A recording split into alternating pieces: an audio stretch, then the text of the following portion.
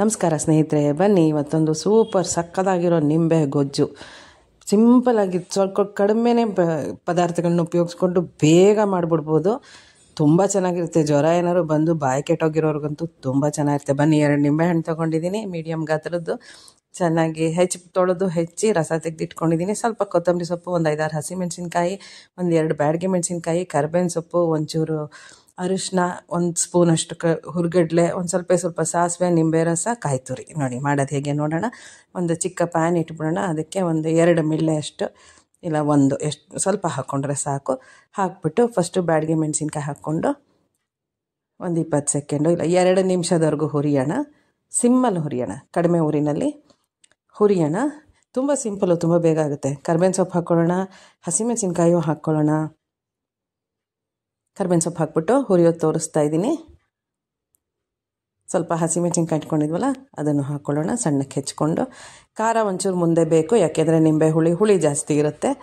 ಅದರಿಂದ ನೋಡಿ ಹೀಗೆ ಒಂದು 20 ಸೆಕೆಂಡ್, 2 ನಿಮಿಷದಲ್ಲಿ ಮಧ್ಯ ಇದೆಲ್ಲ ಹಾಕ್ಕೊಂಡು ಒಂದು 20 ಸೆಕೆಂಡು ಹುರ್ಕೊಂಡ್ರೆ ಸಾಕು.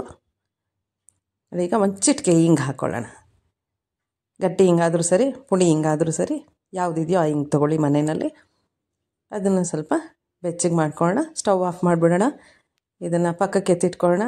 ಈಗ ಕಾಯಿ ತುರಿನ ಮಿಕ್ಸಿ ಜಾರ್ಗೆ ಹಾಕ್ಕೊಳ್ಳೋಣ. ಈ ಹುರಿದಿರೋ ಮೆಣಸಿನ್ಕಾಯಿ, ಕರ್ಬೇವಿನ ಸೊಪ್ಪು, ಈ ಮಿಕ್ಸ್ಚರ್ನ ಇದಕ್ಕೆ ಹಾಕ್ಕೊಳ್ಳೋಣ. ತುಂಬಾ ಚೆನ್ನಾಗಾಗುತ್ತೆ. ಈ ವಿಡಿಯೋ ಫುಲ್ ನೋಡಿ, ಸ್ಕಿಪ್ ಮಾಡಬೇಡಿ ಫ್ರೆಂಡ್ಸ್. ಸಾಸಿವೆ ಹಾಕೋಣ, ಒಂದು 1/4 ಸ್ಪೂನಷ್ಟು. ಇಟ್ಕೊಂಡಿರೋ ಪದಾರ್ಥ ಎಲ್ಲ ಹಾಕೋಣ. ಅರಿಶಿನ ಒಂದು 1/4 ಸ್ಪೂನಷ್ಟು ಹಾಕೋಣ. ಹುರ್ಗಡ್ಲೆ 1 ಸ್ಪೂನು. ಇದು ಗೊಜ್ಜು ಗಟ್ಟಿ ಬರೋಕ್ಕೋಸ್ಕರ ಹಾಕುವಂಥದ್ದು. ಹುರ್ಗಡ್ಲೆ ಒಂಚೂರು ಹಾಕ್ಕೊಳ್ಳೋಣ. ಹುರಿದಿರೋದು ಹಸಿಮೆಣಸಿನ್ಕಾಯಿ, ಒಣಮೆಣಸಿನ್ಕಾಯಿ, ಕರ್ಬೇವಿನ ಸೊಪ್ಪು ಎಲ್ಲ ಹುರಿದಿರೋದು ಹಾಕ್ಕೊಳ್ಳೋಣ. ತುಂಬ ಘಮ ಅಂತಿರುತ್ತೆ ಗೊಜ್ಜು. ನಿಂಬೆಹಣ್ಣು ವಾಸನೆ ಸೇರಿಬಿಟ್ರೆ ಇನ್ನೂ ಚೆನ್ನಾಗಿರುತ್ತೆ. ಈಗ ಕಾಯಿ ತುರಿ ಹಾಕಿದ್ವಲ್ಲ, ಅದೇ ಬಟ್ಲಿಗೆ ನೀರು ಹಾಕಿದೆ ಅಷ್ಟೇ ನಾನು. ನೀವು ಡೈರೆಕ್ಟಾಗಿ ನೀರು ಹಾಕ್ಕೊಳ್ಳಿ. ಚೆನ್ನಾಗಿ ನುಣ್ಣಕ್ಕೆ ರುಬ್ಕೊಳ್ಳೋಣ. ಮಧ್ಯ ತೆಗೆದು ನೋಡೋಣ ಸರಿಗಾಗಿದೆಯಾ ಅಂತ. ನುಣ್ಣಕ್ಕೆ ರುಬ್ಬಬೇಕು. ನೋಡಿ, ಈಗ ಮಧ್ಯ ತೆಗೆದು ನೋಡಿದೆ, ಸ್ವಲ್ಪ ತರ್ತರಿಯಾಗಿದೆ. ಇನ್ನೂ ಒಂದು ಸುತ್ತು ರುಬ್ಕೊಳ್ಳೋಣ. ಎಲ್ಲ ಸರಿ ಮಾಡಿಬಿಟ್ಟು ಇನ್ನೊಂದು ಸುತ್ತು ನೋಡಿ ಹೀಗೆ ನುಣ್ಣಗೆ ರುಬ್ಬಿ ತೆಗೆದಿಟ್ಕೊಂಡು ಒಂದು ದಪ್ಪ ತಳದ ಪಾತ್ರೆಗೆ ಇದಿಷ್ಟನ್ನು ಮಿಕ್ಸಿ ಜಾರ್ಗೂ ನೀರು ಹಾಕಿ, ಗೊಜ್ಜು ಎಷ್ಟು ಬೇಕೋ ಅಷ್ಟು, ತುಂಬ ನೀರಾಗಿ ಮಾಡಿಬಿಡ್ಬಾರ್ದು, ಸ್ವಲ್ಪನೇ ನೀರು ಹಾಕಿ ಎಲ್ಲ ಕ್ಲೀನ್ ಮಾಡಿ ಬಗ್ಗಿಸ್ಕೊಂಬಿಡೋಣ. ದಪ್ಪ ತಳದ ಪಾತ್ರೆ ತಗೊಳ್ಳೋಣ. ರುಬ್ಬಿರೋದೆಲ್ಲ ಇದಕ್ಕೆ ಹಾಕ್ಕೊಳ್ಳೋಣ. ಅಡುಗೆ ಏನಾದರೂ ಮನೇಲಿ ಒಂದು ಸ್ವಲ್ಪ ಸಪ್ಪೆ ಆಗೋಗಿತ್ತು ಅಂದರೆ ಈ ಗೊಜ್ಜು ಮಾಡಿಬಿಟ್ರೆ ಎಲ್ಲ ಆರಾಮಕ್ಕೆ ತಿನ್ಬಿಡ್ಬೋದು. ಒಳ್ಳೆ ರುಚಿಯಾಗಿರುತ್ತೆ.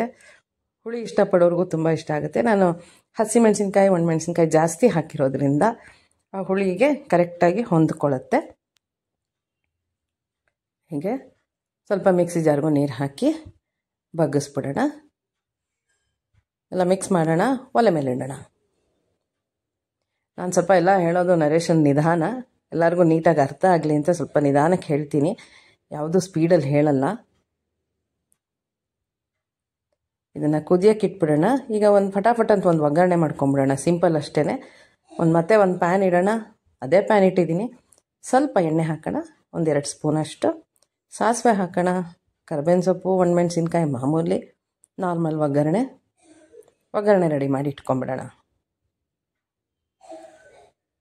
ಚಟಪಟ ಅನ್ನಲಿ.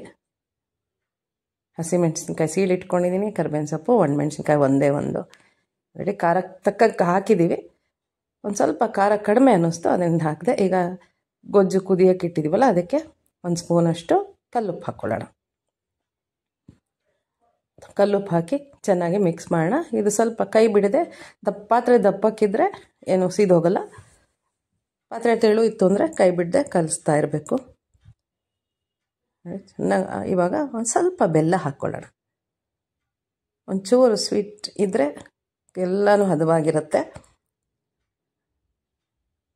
ಪೂರ್ತಿ ವಿಡಿಯೋ ನೋಡಿ ಫ್ರೆಂಡ್ಸ್, ಸ್ಕಿಪ್ ಮಾಡಬೇಡಿ.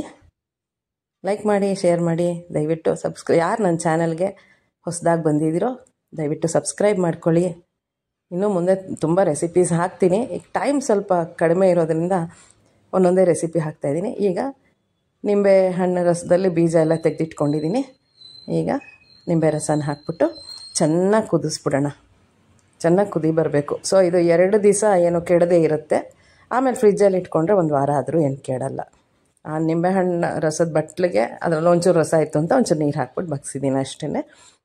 ಎಲ್ಲ ಚೆನ್ನಾಗಿ ಕುದಿ ಬರಲಿ. 1-2 ನಿಮಿಷ ಚೆನ್ನಾಗಿ ಕುದಿ ಬಂದಮೇಲೆ 1-2 ನಿಮಿಷ ಕುದಿಸೋಣ.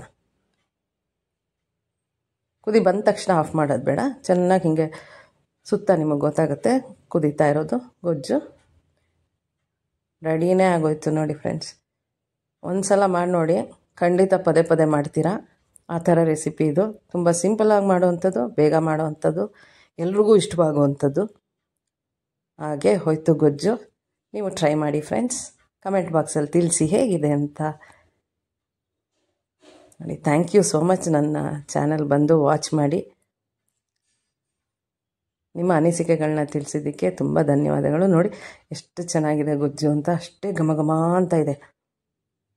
ಸೀಕೂಟು ಅಂತ ಮಾಡ್ತೀವಿ ನಾವು ಅದು ಮನೆಯಲ್ಲಿ.